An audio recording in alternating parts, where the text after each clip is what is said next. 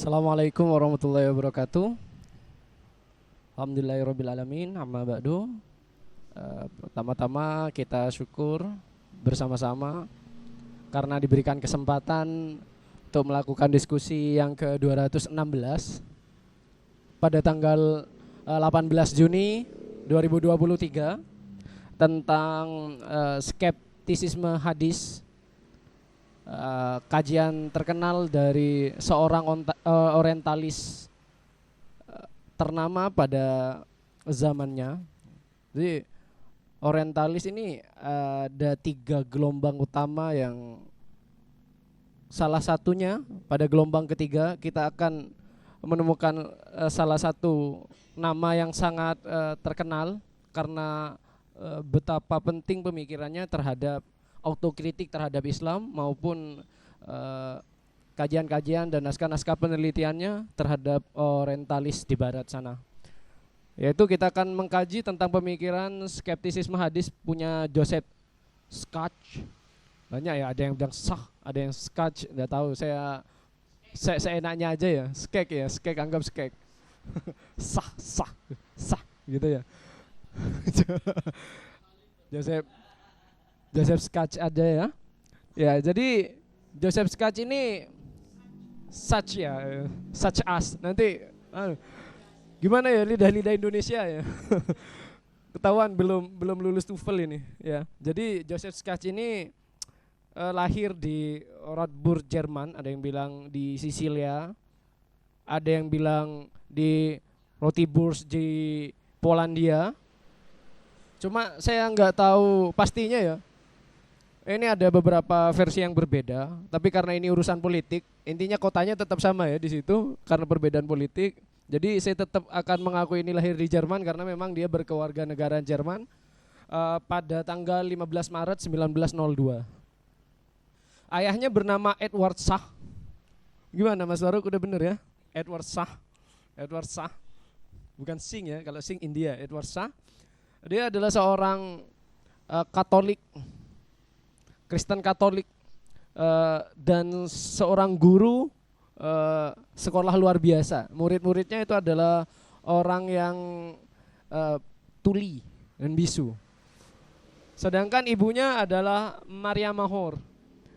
Kedua orang tuanya merupakan orang tua yang sangat peduli dengan pendidikan anaknya dan merupakan keluarga Kristen yang taat, sehingga Joseph Sach ini merupakan seorang anak yang dididik dan memiliki konsentrasi penuh terhadap keilmuan dan keagamaan. Hal itulah yang mengantarkan Joseph Sach ini belajar bahasa Hebreu, bahasa Yunani kuno. Yang selanjutnya akan disusul dengan pelajaran bahasa-bahasa lainnya, bahasa Prancis, bahasa Inggris, bahasa Latin, dan lain sebagainya. Karir akademik Joseph Sach ini dimulai pada tahun 1920. Pada tahun 1920, Joseph Sach ini menempuh pendidikannya di 2 universitas sekaligus, yaitu di Leipzig dan Breslau. Dia mengambil fokus pendidikan di bidang filologi klasik ya. Karena dia memang tertarik dalam dunia kebahasaan. Dari pintu agamanya ya, kalau di agama kita kan sudah dijelaskan dalam kitab suci kita. Agama kita Islam, maka belajarlah bahasa Arab kan gitu ya, ada. Saya lupa di surat apa, kalau nggak salah di ayat kedua atau ayat pertama gitu. Bukan masalah bahasa surga ini Mas. Bukan masalah bahasa surga. Cuma kalau sampean memang agama Islam dan memiliki keyakinan teguh, maka belajarlah bahasa Arab kan gitu ya. Nah, hal itu diaktualisasikan oleh Joseph Sach, makanya dia dengan keagamaan yang kental akhirnya dia memperdalami bahasa. Dia akhirnya masuk ke dalam jurusan filologi klasik dan di dalamnya dia belajar teologi, juga bahasa-bahasa timur. Nah, pembelajaran bahasa-bahasa timur inilah yang akhirnya dia bertemu dengan Islam. Cuma ceritanya tidak mainstream ya, kan biasanya bertemu dengan Islam auto login, ini enggak. Ya, jadi ceritanya enggak harus sama kan ya. Joseph saya ini termasuk cerita yang berbeda. Ketika dia belajar bahasa ketimuran, dia bahasa-bahasa timur, dia bertemu dengan Islam, dan mulai saat itu juga dia tertarik untuk memperdalam tentang Islam. kajian-kajian yang berupa tentang Islam, dan hal itu dibuktikan dengan betapa pentingnya pemikiran-pemikiran Joseph Saab di kalangan orientalis barat sana. Pada tahun 1922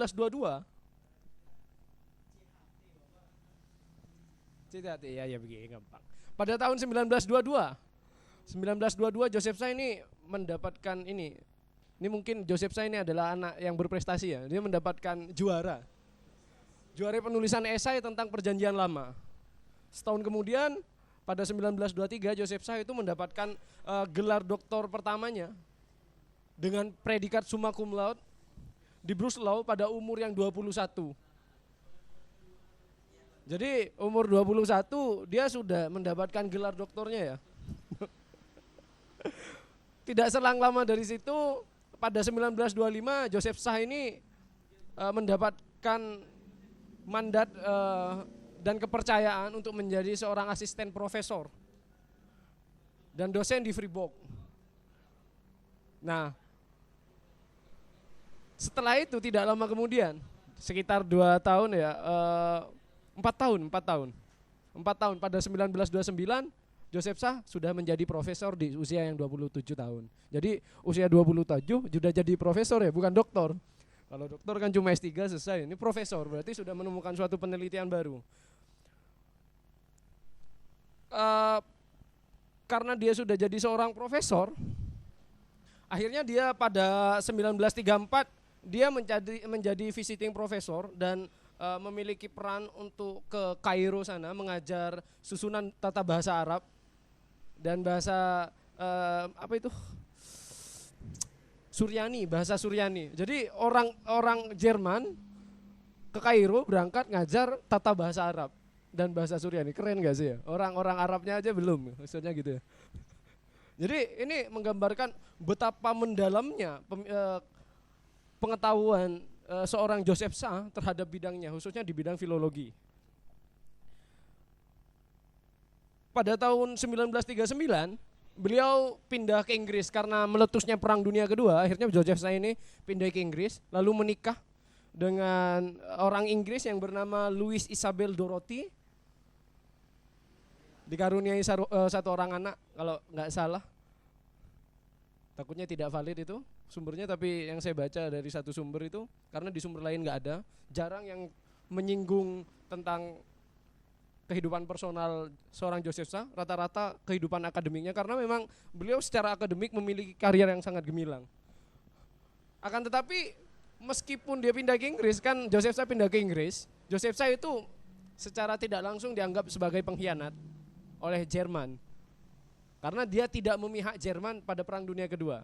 Dia lebih memihak Inggris. Akan tetapi di Inggris ternyata Joseph Saab itu tidak terlalu dihargai, sehingga beliau itu tetap bekerja di radio BBC Inggris dan harus sekolah lagi. Ada yang bilang dia sekolah lagi, ada yang bilang karena tidak dihargai dia harus sekolah lagi untuk mendapatkan gelar doktor di Universitas Oxford. Dan alhamdulillah pada 1948 dia mendapatkan gelar itu, dan disusul 4 tahun kemudian pada 1952 mendapatkan gelar profesornya di Universitas Oxford, Inggris. Di sana dia menjadi dosen pengamat studi Islam. Dan dia termasuk seorang akademisi yang melanglang buana ya. Karena beberapa tahun setelah itu, pada tahun 1954-nya, setelah mendapatkan gelar profesornya dari Universitas Oxford, dia jadi profesor di Universitas Leiden, Belanda. Tidak lama setelah itu dia hijrah lagi pada 1959 menjadi jadi profesor di Universitas Columbia sampai akhir hayatnya di tahun 1969. Jadi karir akademik Joseph Saab ini sangat mentereng karena memang berdasarkan kepada kesukaan dan konsentrasi yang lebih terhadap bidang filologi. Dan sekarang kita akan mengkaji dan mendiskusikan konsep teori Joseph Saab tentang skeptisisme hadis yang bersumber dari karyanya yang bisa dikatakan sebagai magnum opus miliknya yang dikirimkan Mas Faruk ya Mas ya. The Origin of Muhammadan of Jurisprudence ya. Jadi kalau kita lihat dari judul buku ini aja, kita sudah tahu bahwa Josephus ini adalah seorang orientalis. Karena ada salah satu ciri orang orientalis itu tidak mengatakan Islam, tapi mengatakan sebagai Muhammadisme atau Muhammadan dalam bahasa Inggris. Ya. Jadi dari buku pertama ini kita sudah tahu hawa-hawa orientalisnya itu sudah mengakar kuat. Tapi di buku yang kedua, Josephus ini menggunakan terminologi yang berbeda. Dia menggunakan Islam, an introduction of Islamic law. Dia menggunakan kalimat Islam, tidak Muhammadan lagi. Tapi sayangnya isinya tetap, karena isinya tetap banyak mencatut dari karya magnum opusnya yang di The Origin of Muhammadans of Jurisprudence, ya. Jadi kita akan belajar tentang skeptisisme hadis.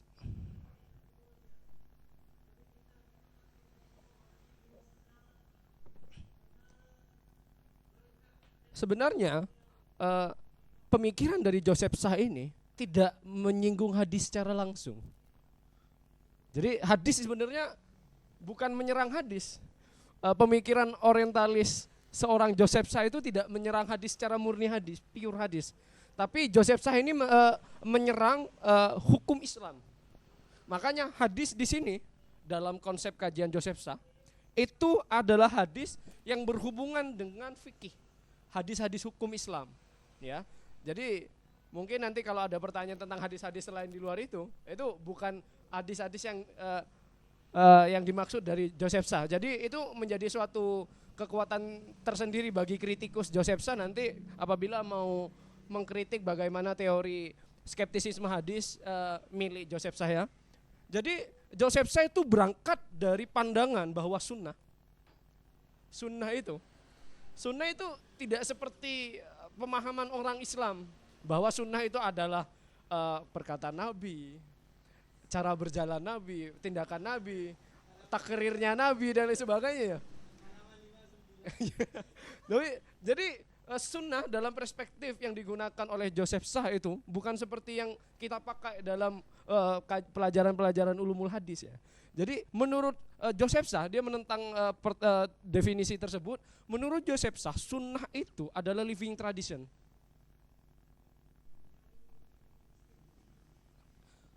Karena sunnah itu living tradition, maka sunnah itu berdasarkan kepada kesepakatan.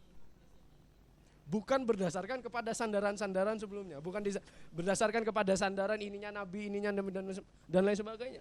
Sunnah itu adalah living tradition sehingga dia berbentuk kesepakatan. Kesepakatan siapa? Menurut Joseph Shah di sini adalah kesepakatan para ulama. Ya, ini yang menjadi dasar pemikiran Joseph Shah mengatakan bahwa tidak ada hadis yang murni langsung dari Nabi. Semuanya berdasarkan kepada ulama. Dalam periode Asy-Sya'bi di akhir abad 1 Hijriah. Ya, jadi pengertian sunnah yang dibangun oleh Joseph Shah itu adalah living tradition yang berdasarkan kepada kesepakatan, dan kesepakatan itu adalah kesepakatan para ulama.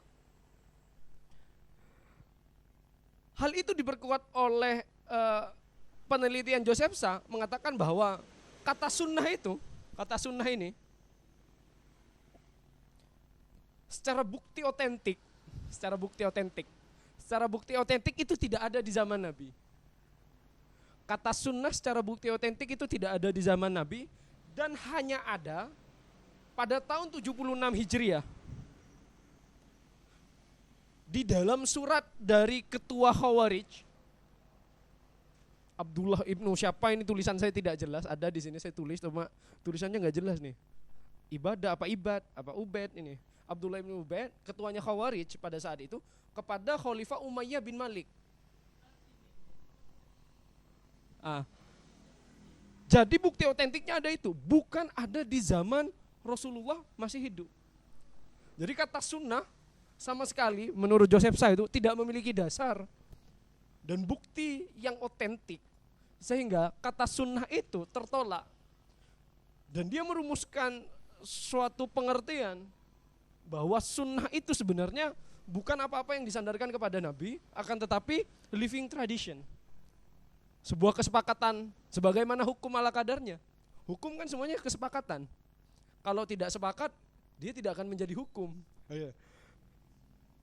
Makanya itu Joseph Shah melalui ini semua, melalui apa ini namanya, rumusan latar belakang ini, dia menyaksikan skeptis terhadap hadis-hadis yang ada pada saat ini.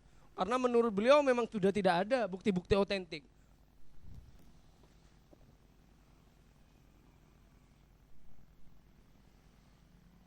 Oleh karena itu Joseph Shah itu kalau bahasa orang Islam mungkin menyerang ya.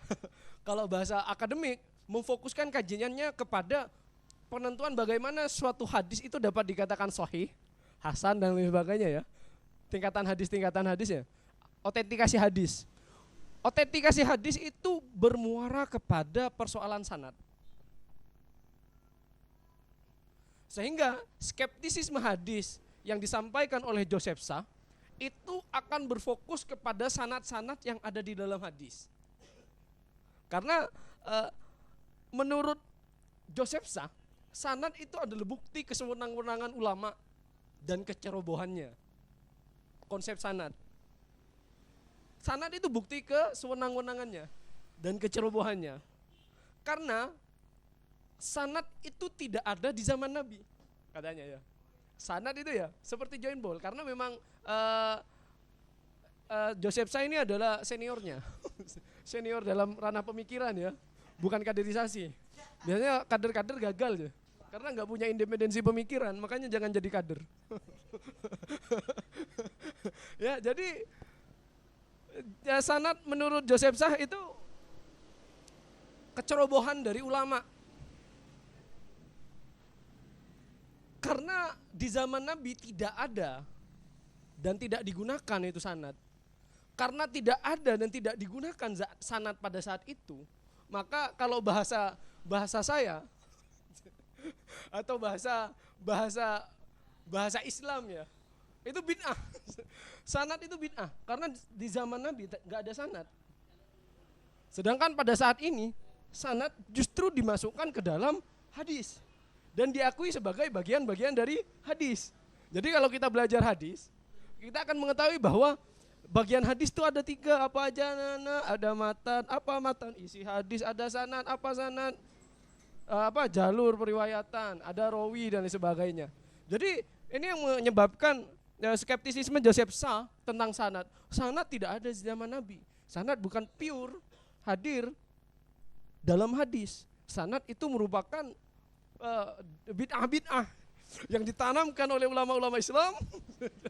Gitu ya. Bahasa kita bid'ah, bahasa Joseph Shah bukan, itu tidak ada. Sehingga sanad itu konsep penggunaan sanad itu cacat. Dan kita harus menanamkan konsep ini, skeptis terhadap penggunaan sanad ini, karena sanad ini syarat akan kepentingan. Kenapa kok syarat akan kepentingan? Karena konsepsi sanad itu hadir di saat fitnah, kalau kemarin bahasanya fitnah. Kalau bahasanya sini kita nggak pakai fitnah ya, terlalu Islam. Sudah pakai bid'ah soalnya barusan ya. Kalau bahasa sekarang kita pakai kayak apa ya namanya?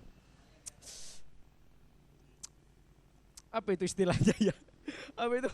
Perang sipil, ya.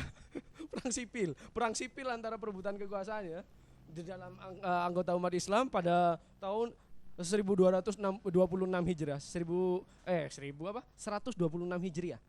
Ya.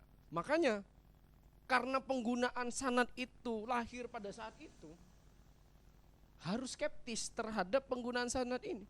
Karena penggunaan sanad ini tidak mungkin tidak memiliki kepentingan-kepentingan tertentu. Pasti ada kepentingan-kepentingan tertentu. Entah itu kepentingannya baik atau kepentingan buruk, Joseph Shah tidak membahas itu. Tapi penggunaan konsepsi sanad saat terjadinya perang sipil itu menunjukkan bahwa sanad ini, penggunaan konsepsi sanad itu syarat akan kepentingan. Dan hal itu tidak memiliki bukti sejarah sama sekali. Lebih lagi, di dalam penggunaan sanad itu ada istilah yang menjadi kritik utama oleh seorang Joseph Shah, itu adalah isnad family. Isnad family. Jadi apa itu isnad family? Kita mungkin bisa mengatakan sebagai nepotisme hukum atau nepotisme hadis. Jadi isnad family itu adalah sanad-sanad yang garisnya berupa garis kekeluargaan gitu. Kalau jadi dari kakeknya ke ayahnya ke anaknya ke cucunya, atau dari tuan ke budaknya, atau dan lain sebagainya. Intinya it's not family. Dan ini yang menjadi titik fokus salah satunya oleh Joseph Sah untuk melihat bahwa it's not family ini udah gak bener ini. Ini hanya mencari legitimasi hukum saja. Hanya mencari pembenaran dan pencitraan saja. It's not family ini tidak kokoh dan syarat akan kepentingan. Sama seperti Klebun ya, Klebun family dan sebagainya. Ya, jadi it's not family menurut Joseph Sah ini adalah salah satu bukti nyata penampakan dari kepentingan-kepentingan yang ada dan digunakan dalam konsepsi sanad yang hadir ketika saat terjadi perang sipil pada abad 126 Hijriah.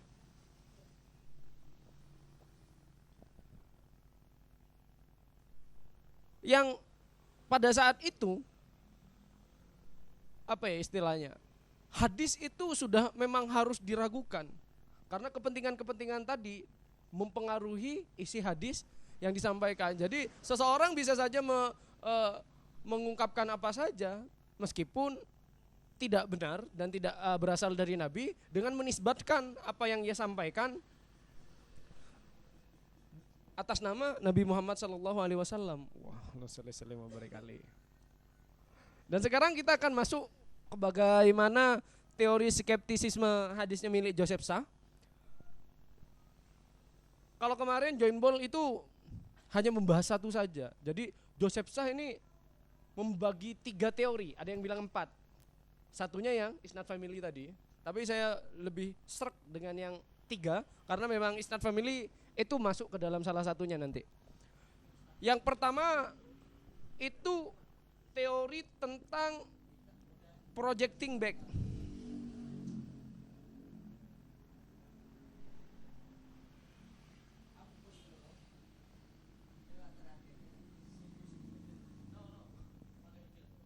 Apanya? Ini. Oke.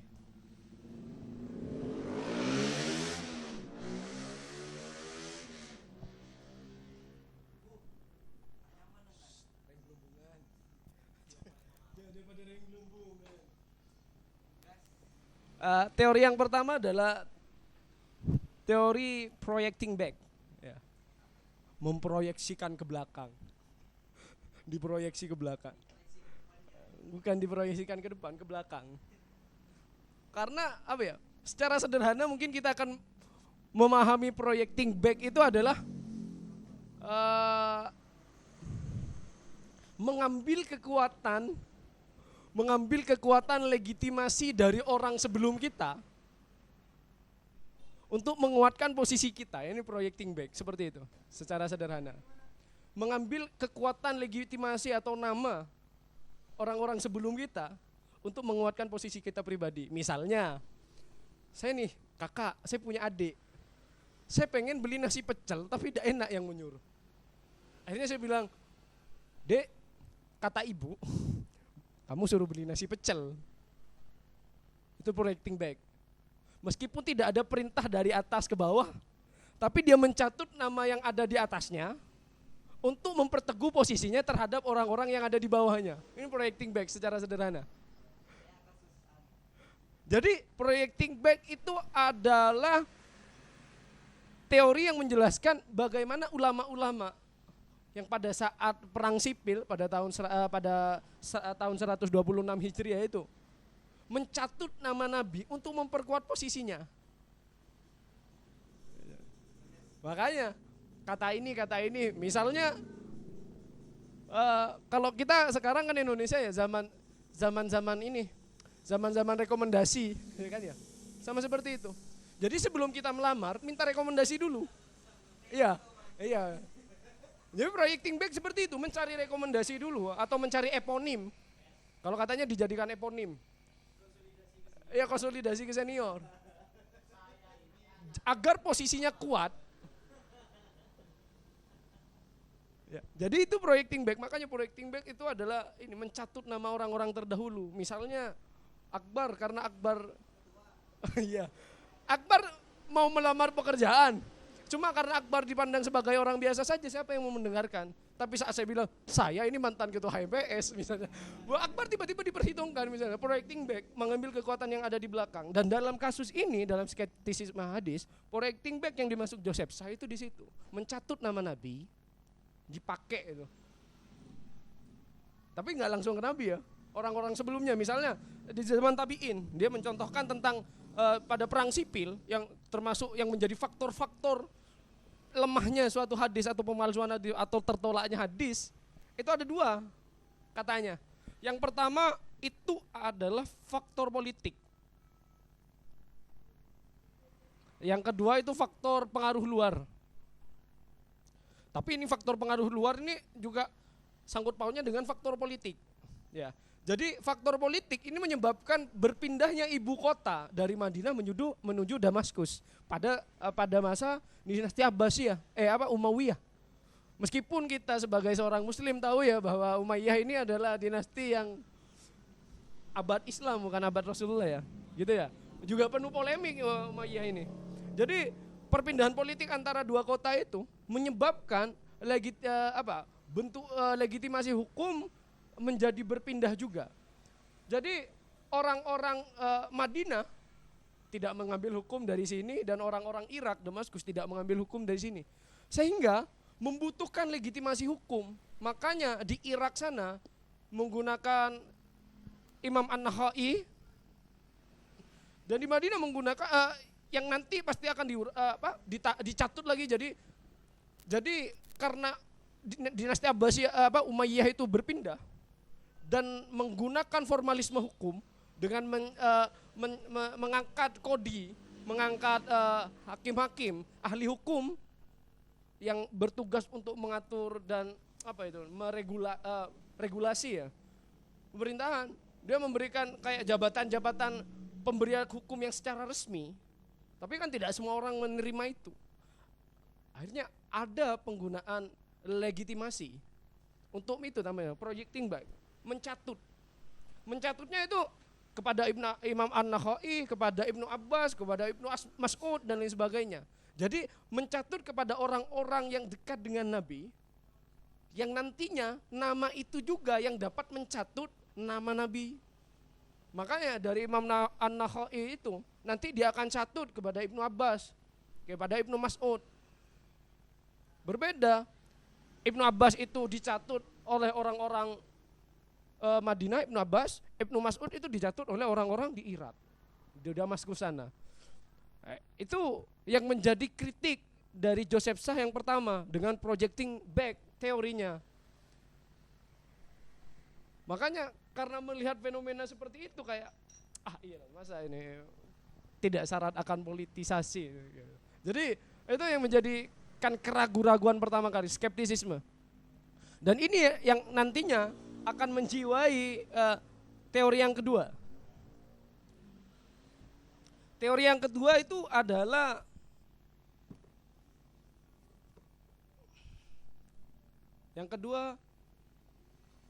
argumentum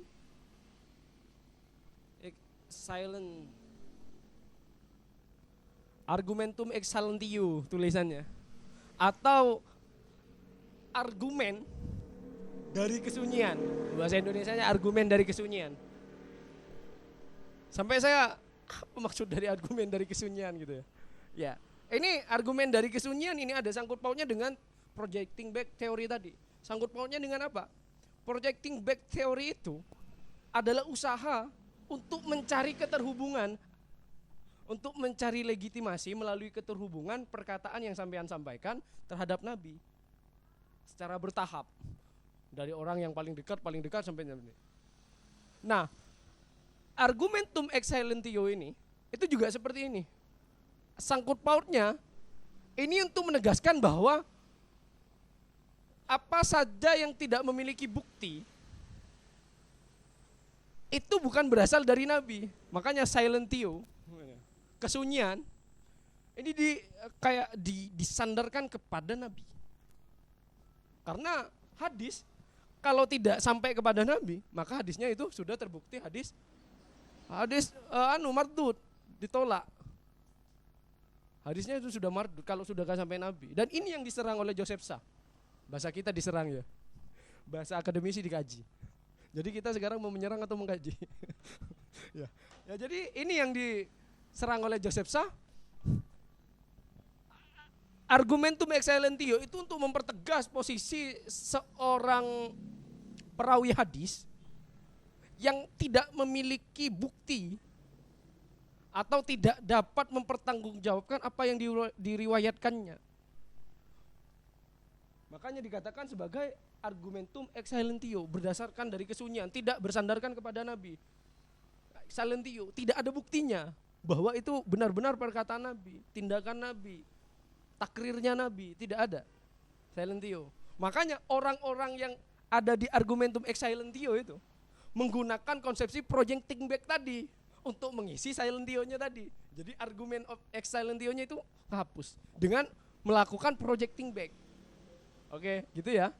Jadi argumentum excellentio. Dan Joseph Sah secara sederhana kayak memberikan 3 rumusan untuk memahami argumentum excellentio tadi. Jadi kayak beliau itu mengkritik, juga memberikan standarisasi. Ini yang agak repot. Dia menggunakan standarisasi personalnya. Makanya pemikiran-pemikiran Joseph Sah di sini itu banyak ditolak karena terlalu banyak asumsi dan asumsi. Standarisasi yang diberikan Joseph Sah, rumusan untuk menunjukkan bahwa seseorang perawi hadis itu ada dalam konsep, ada dalam argumentum excellentio, itu ada 3. Yang pertama, saat ada hadis, ya ada hadis. Yang pertama ya, hadis ada. Tapi hadis itu tidak digunakan.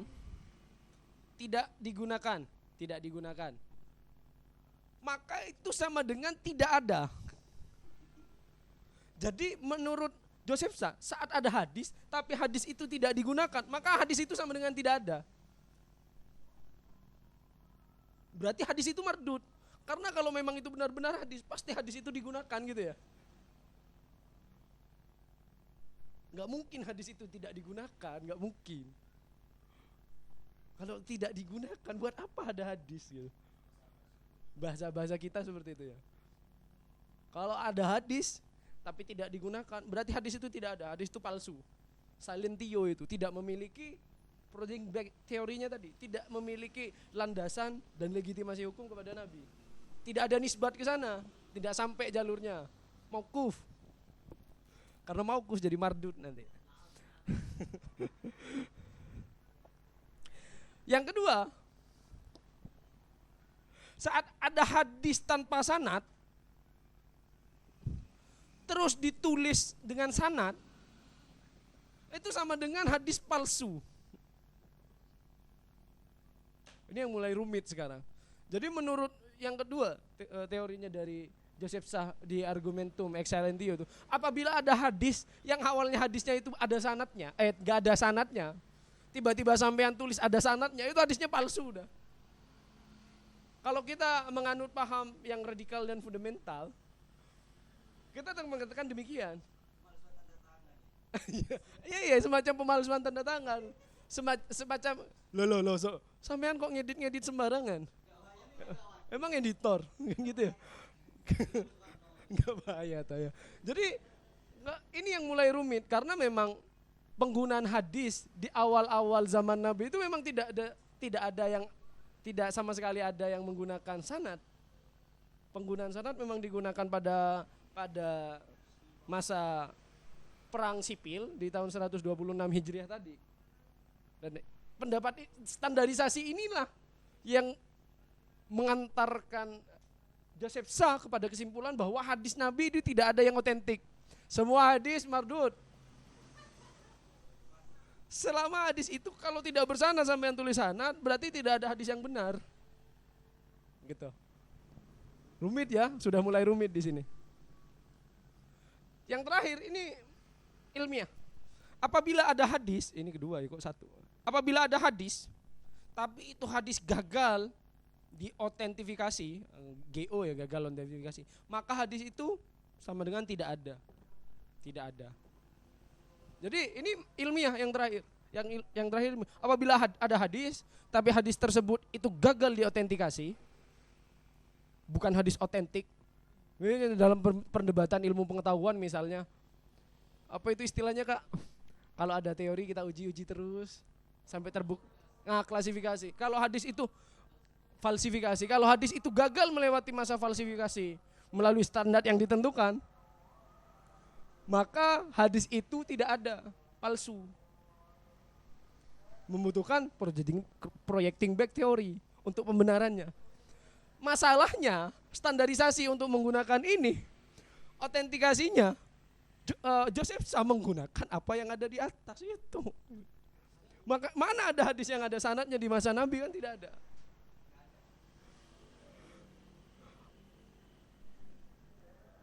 Joseph Sah di sini memberikan contoh tentang hadis ini, hadis wajibnya zakat. Pada Imam Malik apa itu istilahnya, memfatwakan wajib zakat berdasarkan kepada hadis yang diriwayatkan oleh Umar bin Khattab itu tanpa sanad. Loh kok pas tiba-tiba di kitab Majmu'nya Ibnu Hambal itu ada sanadnya? Otomatis hadis itu harus dicoret. Karena hadis yang tidak bersanad terus ditulis dengan sanad, maka hadis itu palsu. Terlalu radikal ya. Harusnya maka sanadnya palsu, kan mending ya. Maka sanadnya palsu. Maka sanadnya palsu masih lebih masuk akal. Ini merupakan teori yang kedua, argumentum ex silentio. Pemikiran dari Joseph Sah. Yang terakhir, ini teori yang sudah dijelaskan oleh Kak Tori kemarin. Ini common link. Cuma common link milik Joseph Sah ini lebih radikal. Mungkin yang kemarin agak halus ya, masih menerima ada hadis. Kalau Joseph Sah itu sama sekali tidak. Jadi common link itu kita pahami kemarin bahwa common link itu adalah poros atau poros dari pabrikasi hadis. Nah, common link ini dijadikan standar utama hadis dapat dinilai sahih atau enggak. Makanya Joseph Sah dalam teori common link ini sebenarnya segala skeptisisme hadis Joseph Sah itu berdasarkan kepada satu sudut pandang penanggalan hadis atau dating. Menganalisis hadis melalui tanggal berapa atau tahun berapa hadis itu diriwayatkan. Common link. Tanggal berapa atau tahun berapa hadis itu diriwayatkan. Saat hadis itu tidak diriwayatkan di tahun-tahun Rasulullah hidup, fix palsu gitu kan. Ini cara pandang Joseph Sah. Saat hadis itu tidak diriwayatkan di masa-masa Rasulullah hidup, maka fix hadis itu palsu. Dan common link menurut Joseph Sah merupakan orang yang paling bertanggung jawab terhadap penyebaran hadis palsu. Jadi Joseph Sah itu menuntut hadis sahih itu dapat dinyatakan sahih secara otentik apabila common linknya itu Nabi, bukan selain Nabi atau orang-orang yang hidup di zaman Nabi. Iya, sahabat jadi persoalan juga tapi kemarin. Bukan kanda ya Mas. Ya, jadi teori common link ini berdasarkan kepada asumsi oleh Joseph Sah. Jadi berdasarkan kepada asumsi, bukan hanya asumsi menurut saya sih. Lebih tepat dikatakan sebagai rumusan masalah. Rumusan masalahnya gini. Jika ada sejak Nabi, gitu, kata Joseph Sah, jika ada sejak Nabi, kenapa hadis itu rawinya bisa tunggal? Kalau bukan dari pemalsuan, ibaratnya gitu ya. Jadi rumusan masalahnya di situ, common link ini. Kalau memang sejak ada zaman Nabi, maka itu sudah dibahas dari zaman Nabi. Kalau sudah gak dibahas dari zaman Nabi, berarti hadis itu palsu. Dan Josephsa itu mencontohkan hadis tentang larangan perempuan untuk menjadi pemimpin. Di zaman Nabi gak ada pembahasan itu. Pembahasan hukum tentang perempuan dilarang menjadi seorang pemimpin itu tidak ada. Terus kenapa sekarang kok mencuat, kok ada yang menuliskan dan lain sebagainya. Jadi yang merujuk kepada suatu kepentingan. Apalagi hadisnya itu tentang politik. Sensitif men, kan gitu ya. Jadi Kemenling itu menuntut hadis itu harus mutawatir dari zamannya Nabi. Jadi ibaratkan Kemenling itu adalah garis mutawatir. Garis mutawatir kalau dalam konsep ilmu hadis. Dalam artian hadis itu tidak diriwayatkan oleh satu orang, satu tunggal ataupun isnad family. Nah, isnad family ini ada kaitannya dengan Kemenling tadi. Kenapa kok yang meriwayatkan ini hanya keluarga ini saja? Apa kepentingan keluarga ini? Jadi sebenarnya pemikiran Josephsa seperti upaya, kalau kita lihat dan kaji secara akademik, seperti upaya postmodernisasi Islam, hukum Islam, khususnya hukum Islam. Karena kalau kita lihat dari pemikiran-pemikiran Josephsa, dia mengkritisi hukum itu dalam Islam berkaitan dengan formalisme hukum. Formalisme hukum yang dimaksud adalah dia menolak apa itu istilahnya itu ya, politik ya, apa ya, suatu kekuasaan menunjuk ulama-ulama tertentu untuk memformulasikan hukum, diformalkan hukum-hukum tersebut. Dan itu yang Josephsa angkat secara akademik, mungkin kita akan bisa dulu. Cuma memang pemikirannya yang radikal menyebabkan Josephsa itu tidak hanya menyerang hukum tadi. Makanya di buku yang pertama yang Magnum Opus, kita kalau cermati judulnya itu The Origin of Muhammadan Jurisprudence. Fokusnya hukum, tapi yang diserang hadis gitu ya. Makanya Josephsa ini dihitung sebagai orientalisme hadis. Lebih dikenal sebagai orientalisme hadis. Karena Josephsa menyerang hadis sebagai salah satu apa itu namanya, sumber utama hukum dalam Islam. Dan dia melakukan kritik, Rasulullah sama sekali tidak memiliki kepentingan untuk menjelaskan hukum-hukum dalam Islam. Makanya penjelasan hukum haram, halal itu datang kemudian menurut Josephsa. Karena kajian yang dilakukan Josephsa memberikan kesimpulan bahwa Rasulullah itu tidak memiliki kepentingan untuk mengeksplanasi hal tersebut, hukum-hukum tersebut. Dan itulah yang nantinya akan membawa kepada kritikan-kritikan terhadap pemikiran-pemikiran Josephsa, khususnya dalam hadis. Tapi nggak akan saya jelaskan karena kita akan diskusikan bersama-sama. Mungkin sekian dari saya. Wassalamualaikum warahmatullahi wabarakatuh.